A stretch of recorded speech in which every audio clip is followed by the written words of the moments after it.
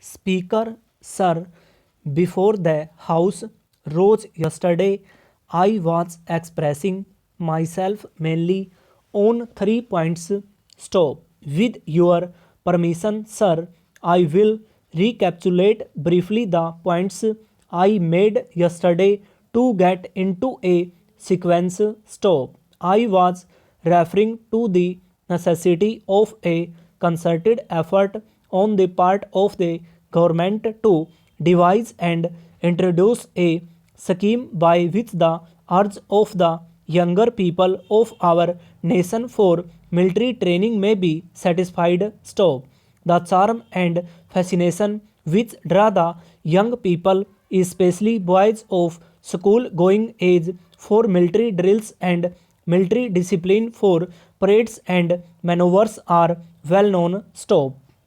This, sir, is a precious treasure of the government and of the nation. Stop. It should be put to the best use by the country. Stop.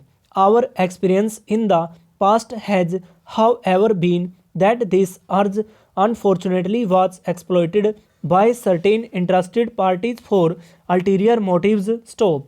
But that it can be put to the best use for the nation cannot be denied, and as such I believe that if the government devise a scheme whereby either through some suitable military officers or through the police officers or even through other qualified persons in various states, a drive is made to train our young people in the art of bearing arms and going in for military drills and discipline, it will be very fitting for the needs of the times. Stop. Secondly, I referred to the integration of the state's forces into the overall set up of the Indian Army. Stop.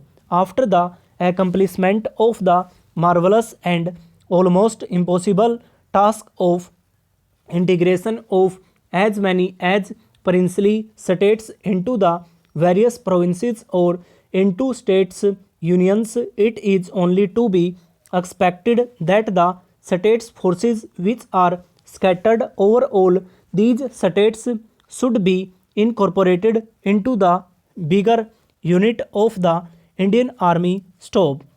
They should form part and parcel of it. Stop.